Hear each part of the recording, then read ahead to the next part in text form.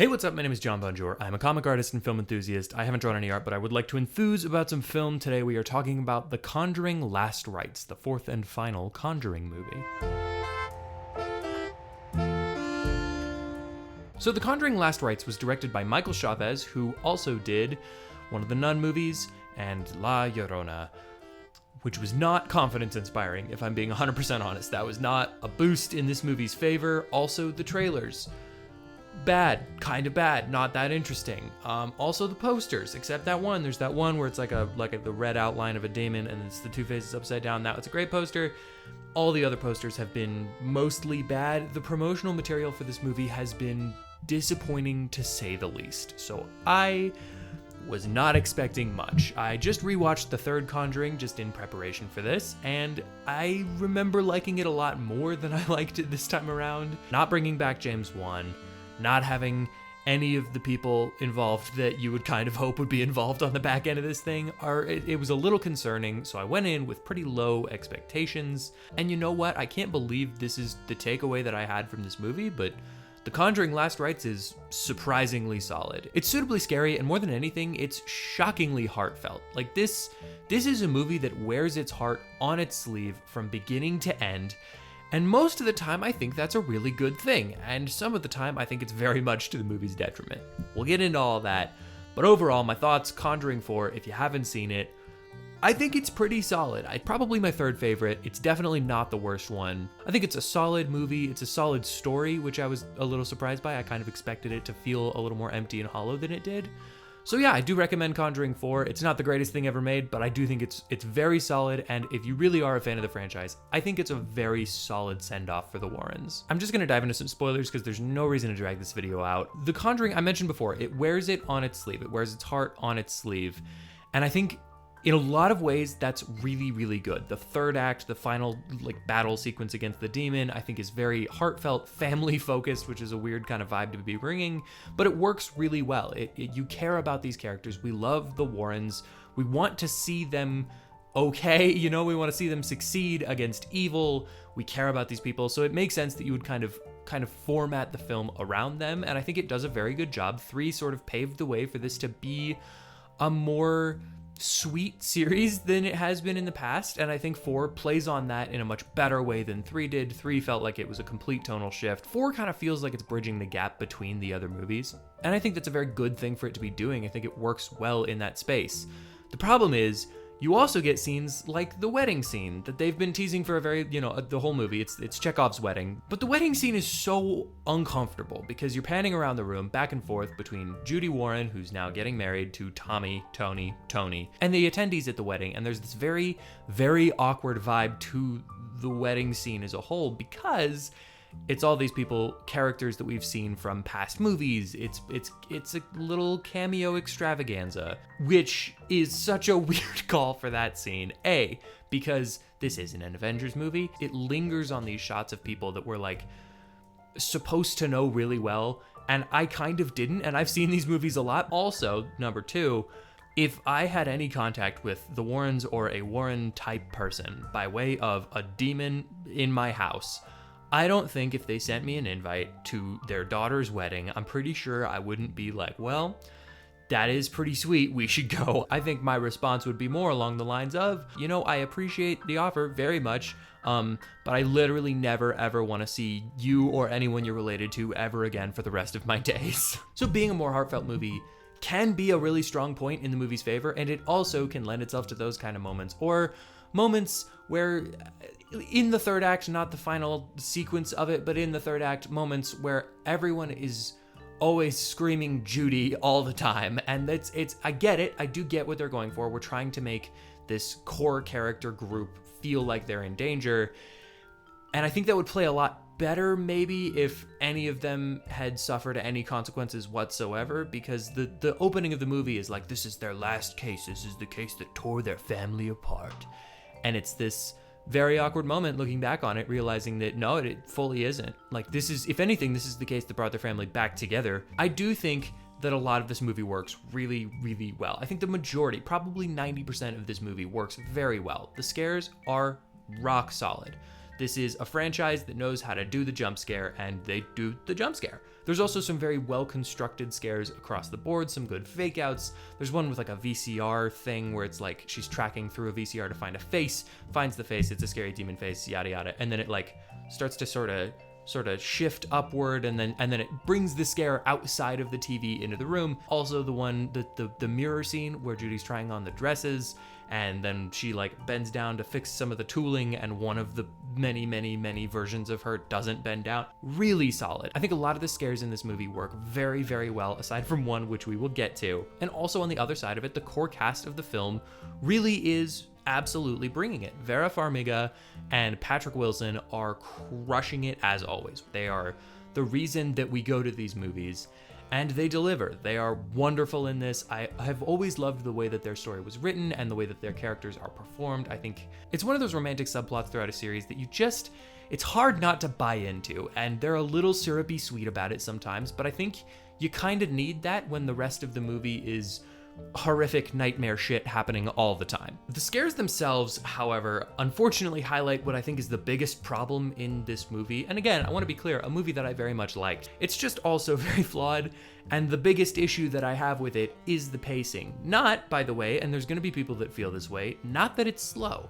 I like that the movie's kind of slow. I like that it lives with the Warrens. It sits in these moments. It's not obsessed with being franchisey, up the stakes, always do something bigger, crazier, scarier. I appreciate that this is a slower, calmer, well thought out, well told story. My problem is they also kind of do have to do some scare sequences. So the way that the movie is constructed, we're bouncing back and forth between the Warrens storyline and this other family, the Smurl family, as their house is being haunted, and they're trying to figure it out, and they're trying to get help from like the church.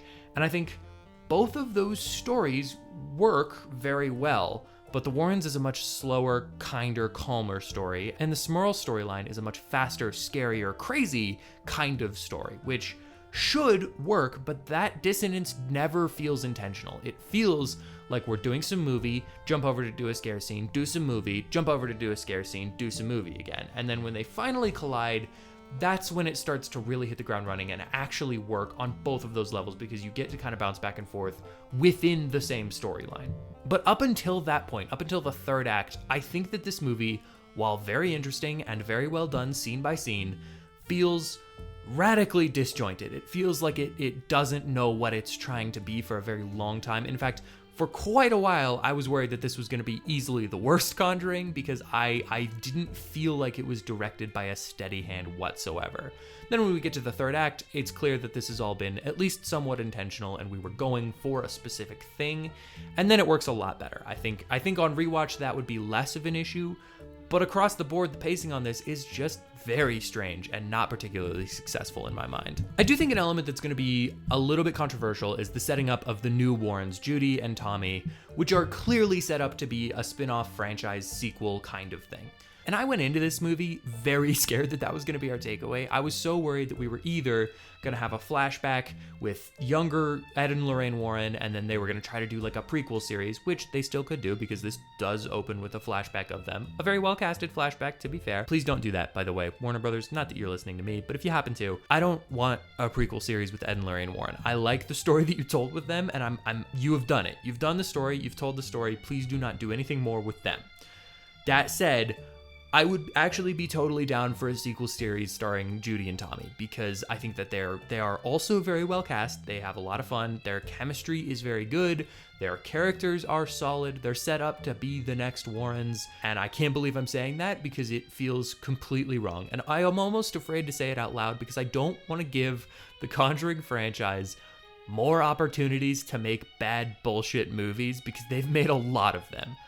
But they've also proved that there is something in this. It's not lightning in a bottle. There is a juice to these movies that you can capture with things like the core quadrilogy of Conjuring movies, especially 1, 2, and 4, and Annabelle 2 and 3, and maybe The Nun 2. Like, there's a couple of movies outside of the core Conjuring movies that show that you can do this kind of thing. Also, none of these have been based on true stories in any meaningful way, so, if it's already fiction, why not do something fun with it? It also helps that they're in these other movies kind of leading up to it. I think Judy shows up in the first one, so our only new character is Tony, and he's very fun. He's played by the guy who played Archangel in X-Men Apocalypse, and I just want to see him have some success.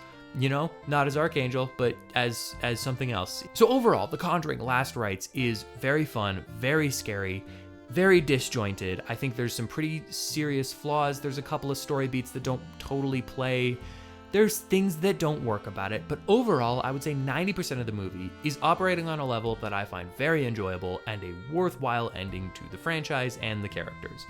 If this is the last Conjuring movie we ever get, this is a good one to go out on. That said, there are 3 things that are 100% hilarious to me in this movie. Number 1, the worst scare, the thing that I mentioned earlier. The worst scare in the movie. Tony goes out to the car because he's gonna bring it around to move the mirror. Also, the mirror is a part of this. I haven't even talked about the mirror. I don't really have anything to say about the mirror. It's kind of, they all have a haunted artifact. Sure, it's fine. So Tony's bringing the car around. He does this hilarious drift turn, and then he starts driving toward the house. There's a big ghosty ghoul kind of in the middle of the street, and that is inherently a possibly good scare. That is a scare that could be well done, but the way that it is edited and the way that he delivers his line, it is not scary. It is very funny because he sees the ghost. It's a little too far away. We also see it for too long, so it's not like, ooh, jump scare. It's like, there's a ghost in the road. It doesn't play in that way. And then his response is, oh, whoa.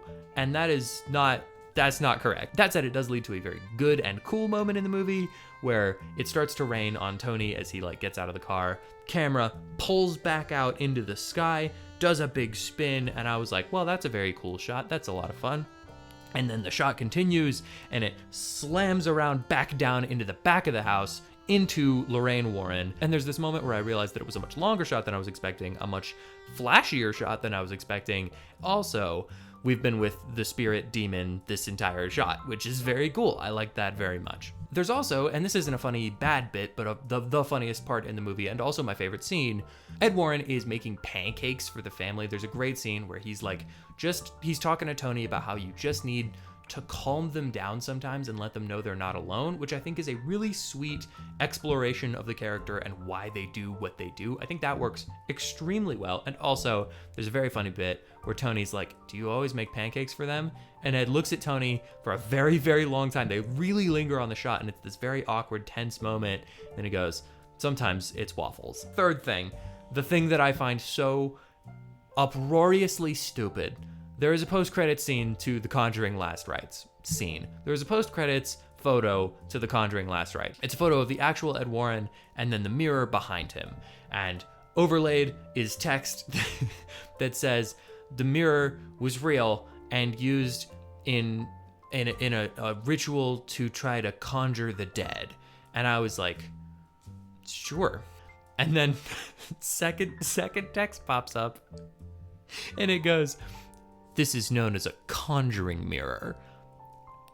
And it just sits on that for 15 to 30 seconds, which is so funny to me because it's like they really thought they had something with that and they just fully didn't. The idea of it being called a conjuring mirror is not a cool add to the movie. It could have been kind of a fun comment within the film, but having that be your final scene, your final thing at the end of the movie, possibly the end of the franchise, it really feels like there's some studio exec who was just found out that you could call something a conjuring thing, and he was like, we have gotta put that in the movie. You have to put that in there. People must know. It's called a conjuring mirror, and everybody's like, yeah, Dave. There is something so funny about ending the entire franchise on a complete misfire of epic proportions of a reveal that would make something cool or feel different or recontextualize the movie. It does none of those things, and I think it is hilarious that they chose to end it on that. Anyway, The Conjuring Last Rites. I do highly recommend it. What did you think? Have you seen it? Let me know in the comments. Did you like that end credits? Am I crazy? Did I miss something about that would make that cool? Let me know in the comments below. I would love to hear your thoughts. Thank you so much for watching this video and checking out my channel. If you'd like to hear more of my thoughts on movies, comics, TV shows, Conjuring mirrors, because it's called The Conjuring, hit the like button. I've got an alarm going off. Hit the like button, hit the subscribe, and comment down below what you'd like me to review next, or do none of those things because I am not your dad.